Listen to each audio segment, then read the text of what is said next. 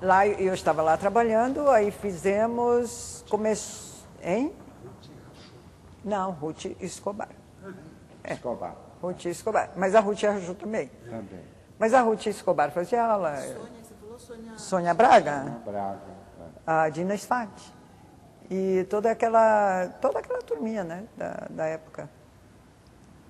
E era um momento importante, era um ponto importante, era um ponto muito importante. E nesse ponto começou o estágio também, em 71. E ficamos lá até 74.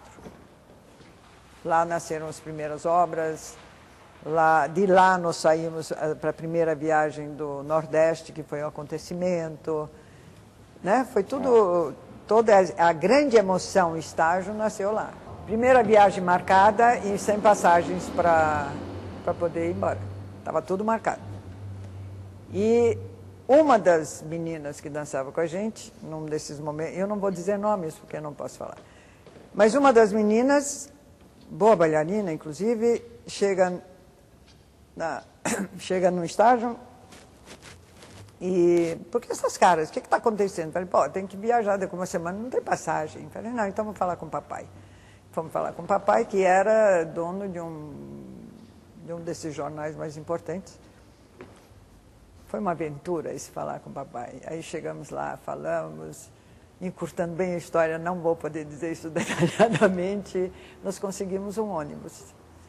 E esse ônibus nos levou pela viagem toda. Nós ficamos 23 dias num ônibus, desbravando, porque 72 não é 2005.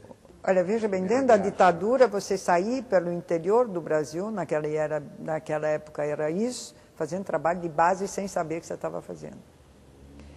Nós começamos na Bahia, depois fizemos Recife, Maceió, chegamos em Maceió, o teatro estava fechado, continuamos andando, bem mesmo.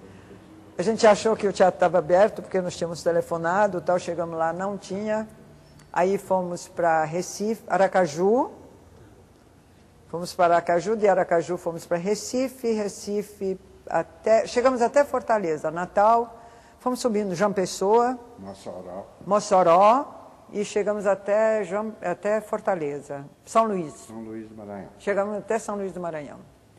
E deveríamos ir para Belém, mas o ônibus não se aventurou de nos levar para lá, e depois isso me criou um problema, porque o pessoal de Belém estava esperando e eu não consegui chegar. Foi importantíssimo, tanto para nós quanto para todo mundo. Primeiro, a descobrir a quantidade de bailarinos que existiam por aí, fazendo qualquer coisa. Descobrir a estrada, os postos de gasolina, as pessoas, as histórias que acabaram entrando em todo nosso repertório logo depois, né? Nós descobrimos o Nordeste, nos apaixonamos pelo Nordeste. Eu, inclusive, acho que algum dia na minha vida, ou então numa outra, devo ter nascido por lá. Porque é fantástico aquilo. Não, e foi também, após essa viagem mais longa que nós fizemos pelo 23 dias, foi de noite e dia. Norte e Nordeste do Brasil, que nós começamos a perceber que a gente ainda falava assim, muito estrangeiro, entre aspas, né? Nas obras, música de Beethoven, de Gluck, mas Lucas o próprio Foss, Diadorim, né? não sei o quê. Ainda não tinha Diadorim. Tinha. Aí nós começamos a perceber da necessidade de falar mais claramente para essa plateia que a gente queria atingir. Por causa da comunicação tinha que ser muito importante. Né? Então eu disse, olha, temos de falar mais português, porque o público ia assistir e disse, ai, que bonito, mas não entendemos nada. Então foi daí que partiu essa nossa reviravolta de pesquisa. E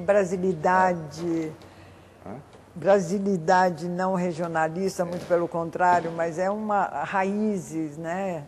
Procurar as raízes, as origens, coisas que começaram a fervilhar na cabeça da gente. E foi na época também uma revelação muito grande para o mundo da dança no Brasil. Em 74, o Pascoal Carlos Magno bate na porta da Sarandi, um senhor muito simpático, que ouviu falar do estágio em algum momento, em algum lugar, convidar a gente para fazer uma barca da cultura. Para participar da Barca da Cultura. E foi muito gozado isso, porque também foi uma paixão, assim, um entrosamento com o Pascoal, assim, de primeira, né? A Barca da Cultura pararia num chique-chique da vida, o Pascoal falaria e a gente deveria descer para um lugar qualquer da cidade para se apresentar. Isso na teoria, na prática é impossível, não tinha eletricidade, não tinha condição para fazer isso. Não tinha condição para fazer isso. Aí nós chegamos para o Pascoal e falamos assim, olha, vamos fazer o seguinte, a gente limpa a proa, tira as coisas da proa e monta lá um palquinho e a gente vai dançando em cima da barca, que fica ótimo, o pessoal fica na beira, né? Mas foi uma experiência, assim, muito forte. Foi o momento de opção do balé estágio lá. Reflexão total. Porque a gente não ficava em cima da barca durante o espetáculo, a gente dançava, depois descia, ficava junto com o público, conversava com as pessoas bom, enfim, você ficou conhecendo as riquezas e a miséria total, e a riqueza total, tudo. Você acabou flagrantemente conhecendo um Brasil que a gente não teria tido oportunidade de conhecer. Mas à noite a gente começou a questionar, o que é dançar nessa terra? Com que direito você dança nessa terra? Isso foi vital. A resposta não veio, só que é uma resposta que a gente vem dando todo esse tempo. Com que direito você pode dançar numa terra onde morre criança, onde você pergunta da mãe, quantos filhos você tem, como filho no braço? Quantos filhos você tem? Ah, eu tive 12, esse que vingou, mas e os outros? Morreram como? Sarampo, médico, não tem, quantos quilômetros? Você fica sabendo aqueles probleminhas pequenas que as crianças morrem e você vai dançar? Não dá. Foi um grande questionamento, Foi um grande questionamento. Para que dançar? Por que dançar? Onde dançar? Para que dançar? Por que dançar? Por que dançar? Principalmente por que dançar? Desestruturou a nossa formação eclética, né, europeia. E daí partiu a resposta coisa, né? que a gente procura, não deu, porque é impossível você dar, mas é uma resposta que a gente dá para a gente mesmo, toda a vida do estágio. É a filosofia grande. Utilizando a dança como ferramenta de modificação mesmo. E ele modifica, ele modifica. Até hoje, com todos os projetos sociais que a gente tem, a gente bate o martelo e... Você chega em São Paulo, você percebe a carência aqui. O professor tem uma carência imensa de conhecer cultura, de participar, de vivenciar. Então, daquele momento, nasce o professor criativo aqui, que é um curso de professores. Trabalhar na FEBEM. O que é trabalhar na FEBEM? Como é que você vai evitar que aquelas crianças parem lá? O que é a criança aqui? O que é aquele adolescente que está dentro da FEBEM? É um ser humano.